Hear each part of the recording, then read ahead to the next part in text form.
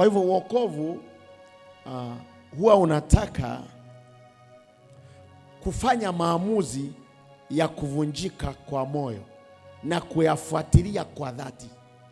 So salvation requires real and solemn commitment. Ni kujitoa, kufuata, ukijua kwamba sijaafikia, sijafika, sichoki kuomba, sichoki kufunga, sichoki kwenda kwa ushirika, sichoki kufundishwa ndiwe niwe na maarifa, ni mshinde shetani. That is salvation. There is all hunger. Kuna hiyo kiu na njaa ya kumtafuta Bwana.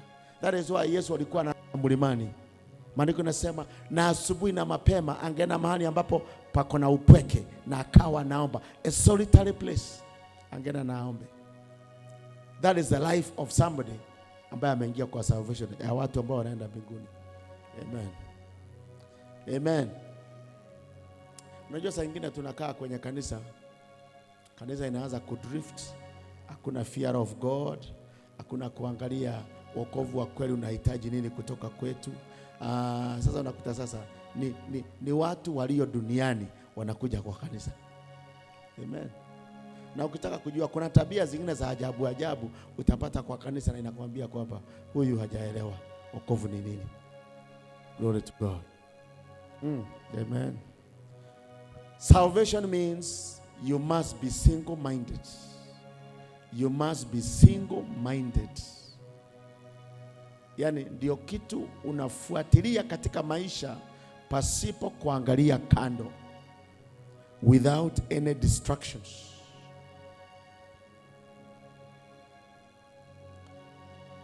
Ndio sisi tuonekane kwenye ufufuo wa wenye haki. Our salvation should be our supreme ambition.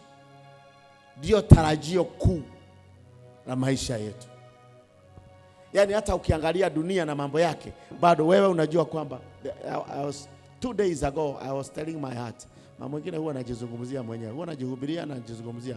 Nikiwa nazungumzia moyo wangu, ninawaambia hata dunia hii wakitengeneza magari ambayo ina fly, hata dunia hii wakitengeneza kitanda kinakufanya hivi mpaka unarara, kinagudhudhira hivi mpaka unarara, hata wakitengeneza ngazi za kukuinua hata ukitembea, it is still a foreign world. Ni dunia iliyo dhambi. Usiruhusu moyo wako kuchotwa na dunia, kwa sababu kuna vitu zinapendeza, zimerembeka, zinafutia, zinatupatia comfort na pressure. Don't be lied. Usivutiwe na nitaendesha gari kubwa, lakini moyo wangu hautakuwa kwa hiyo kitu. Nitalala kwa nyumba mzuri, lakini moyo wangu hautakuwa kwa hiyo nyumba.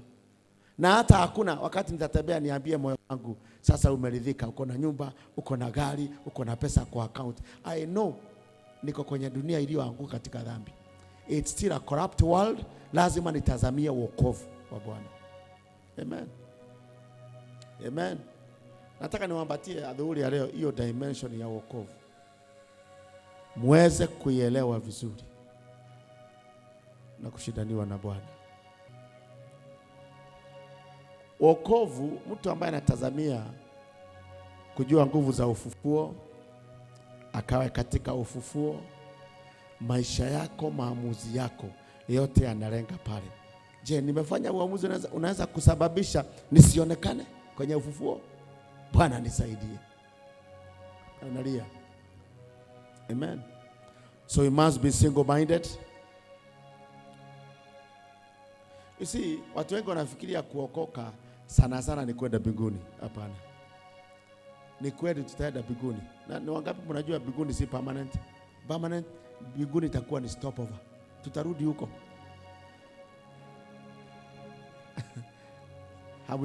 Hamujafika level nitaanza kuwafundisha yale mambo yanakuja. Mjue kile kita happen. Mbinguni itakuwa ni temporal. Alafu tutarudi hapa. Hii dunia itasafishwa na moto. Bwana asifiwe. I think I'll start now. Nianze kuwafundisha ni kitu gani kinakuja. What will happen mwisho kabisa kutakuwa wale ambao watakuwa wamefanya kazi ya Mungu na anasema atawapatia cities wa rule, itakuwa ni wapi? Tukirudi duniani tutakuwa tunafanya nini? Unajua kuna watu wanafikiria mbinguni ni kulala na kuamka na kwenda round. Ati ni starehe. Bwana Yesu asifiwe. The main aim of your salvation is not just going to heaven. All the programs of the church should make sure that people are prepared for the rapture and the future resurrection. All the programs. Na yale mambo yote unafanya tumeagizwa na maandiko. Hiyo ni kuwekeza kwako katika mambo ya ufalme. Na kuna watu huwa wanaingia kwenye wokovu vizuri, lakini vile muda unazidi kupita wanapoteza wokovu. Unajua kuna watu wanahubiri kwamba hatuwezi poteza wokovu. Hiyo ni uongo. Unaweza kupoteza wokovu. Amen. Paulo anasema demons walipenda dunia na wamerudi nyuma. Wewe ni mtu alirudi nyuma. Wewe ni Paulo anasema hivyo. Endure unto the end. Wale watakaomaliza mpaka mwisho. Amen. Mtu akikuhubiria kwamba once saved always saved, hiyo sio mahubiri ya kweli. Wokovu unaweza kupoteza. That is why kuna dhambi za mauti. Dhambi za mauti ni kusema hata kama ulikuwa umeokoka, kuna dhambi fulani ukifanya unakufa spiritually on the spot. Kwa mfano, kuzini, adultery and fornication. If you do those things, kitu kama sodomy, mambo ya homosexual, hizo ni dhambi kali. Zina defile the spirit man. Hizo ni vitu ukifanya unakufa spiritually hapo hapo. Na jina lako linatoka kwenye kitabu cha uzima, linarudi kwa shetani. Amen. Hii mambo ya watu ati sijui dini fulani wamemteua mtu fulani na ni shoga. Awe pastor, awe priest wako. Hiyo ni mahubiri ya shetani. Hiyo ni dhambi mbaya na inaua mtu kiroho.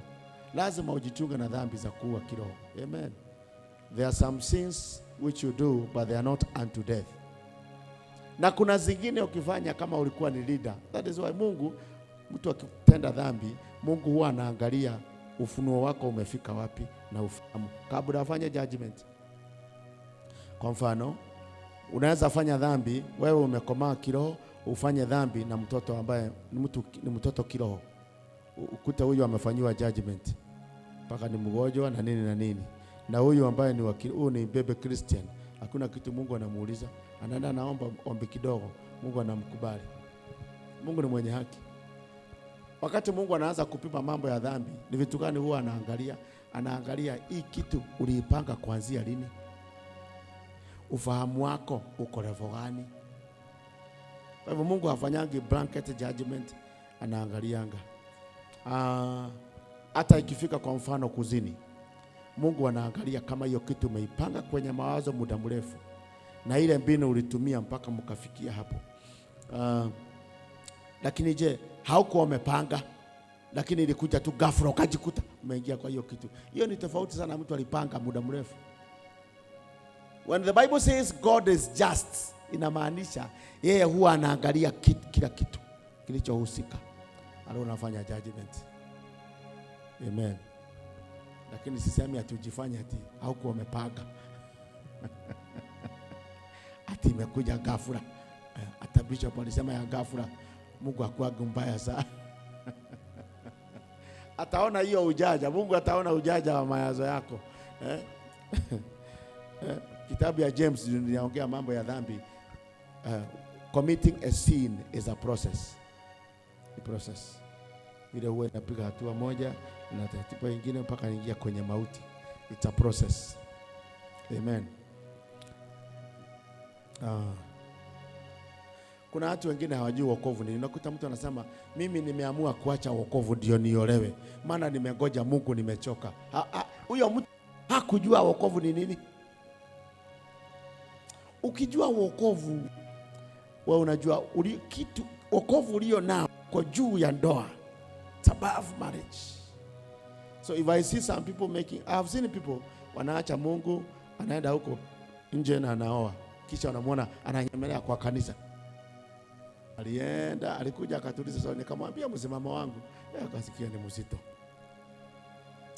Vile alifanya, aliamua, maana na mama bishop anaonekana hatakagi mambo hii, anatufinyilia, anasijui kama ni maandiko.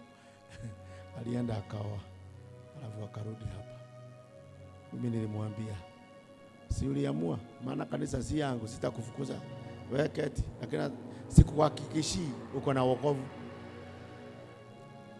Kati waliona nimekuwa mgumu, walijitoa pole pole wawili, wakaenda. Saa ingine kusimamia ukweli kuna kuleteanga maadui sometimes, because haukubaliani na vile wanataka wao. Ukiona mtu anaacha wokovu aolewe, hajui wokovu ni nini vizuri, na hajui udhamana wa wokovu. Ukiona mtu anaiba pesa ya wenyewe, ati ako na mashida mingi, hata Mungu ataelewa. Unajua kwa wajaja, hata Mungu ataelewa, siku 5 sijakula, wacha nipita na hii miwa na hii mahindi.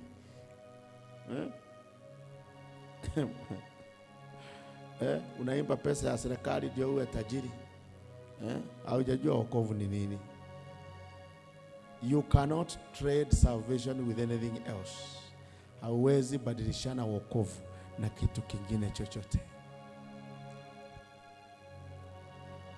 Kuna vijana naonanga wanatakwa na shetani, ati anaambia yule msichana ni mrembo sana. Wao usigoje.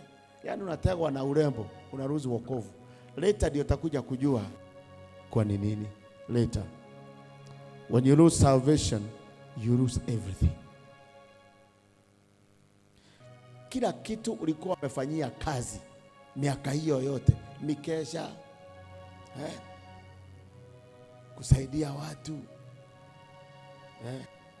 vile umetembea huko Rafael ukiomba up and down, tunalala hapa usiku. Saa ingine lazima ukue na wivu na ile gharama umelipa juu ya wokovu. Amen. Mimi sijaiona mtu amesave pesa kwa sako inafika 200,000, alafu unasema sitaki. Hata nararua hii karatasi nararua, hata wasinipigie simu sitaki. Hivyo ni sawa na kufanya hivyo. Umewekeza mali yako kisha unaitupa na unaenda. Salvation is a very huge investment. You must learn to guard your salvation. Keep it. Don't give anybody any opportunity kuingilia wokovu wako.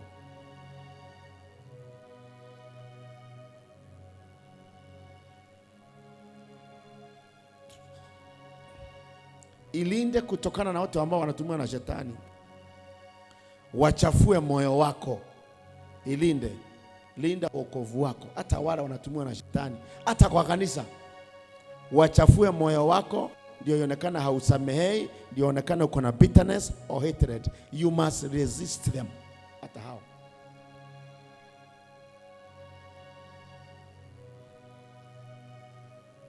Mungu alikuita wewe peke yako. Ingawa tuko wengi, the first thing you should know, you are called as an individual. And you shall appear before God as an individual. Hata kama umeoa, hamutasimama na bibi yako ama bwana yako. Kila mtu ni nafsi. Kwa hivyo bwana yako asibabishe upoteze wokovu. Watu wenu wasisababishe upoteze wokovu. Amen. Nilimuita. God calls the individual. Amen. You must learn to continue to build yourself in Christ. Fanyia wokovu wako kazi.